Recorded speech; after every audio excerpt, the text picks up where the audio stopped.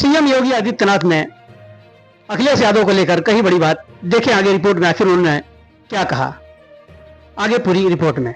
ये निराश्रित गोवंश समाजवादी पार्टी ने दिए और इसीलिए इन्होंने गायों को लावारिस छोड़ दिया था। देखा ना, समाजवादी पार्टी के मुखिया क्या कहते हैं? कहते हैं गोबर से मुझे दुर्गंध आती है। ये है इनकी असलियत, यही है, क्योंकि गौ माता को कसाईयों के हवाले करते थे। हमने कसाईयों को जब भेजा जहन्नुम की यात्रा में तो इनको परेशानी हुई। इनकी परेशानी तो वह है कि इनके मित्र कसाई सब चले गए जहन्नुम में, तो अब इन गोवंश को बचाने की चुनौती थी।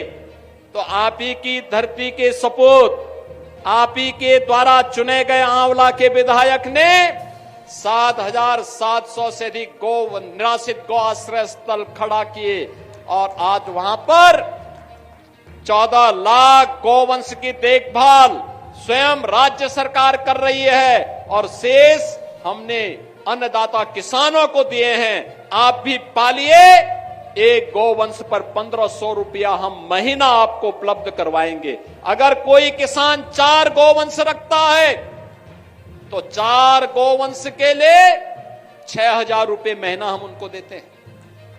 आप याद करिए, आम के आम और गुठली के भी दाम, इसी को कहते हैं। यानी गौ माता की सेवा का पुण्य भी पाओ और सरकार का अनुदान भी पाओ।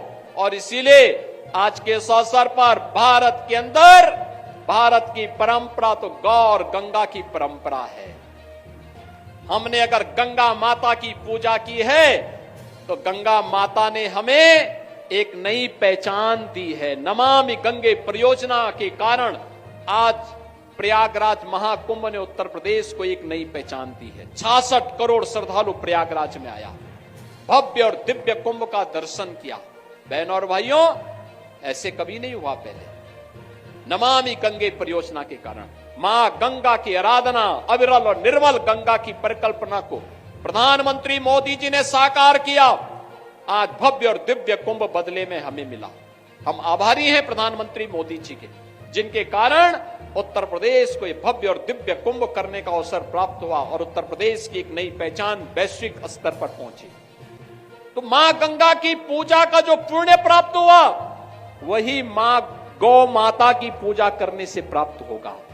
तो इस समाजवादी पार्टी के लोग जो गौ कसी करवाते थे, गौ तस्करों के साथ और कसाईयों के साथ जिनके संबंध थे, वे गौ माता की सेवा क्या करना जाने।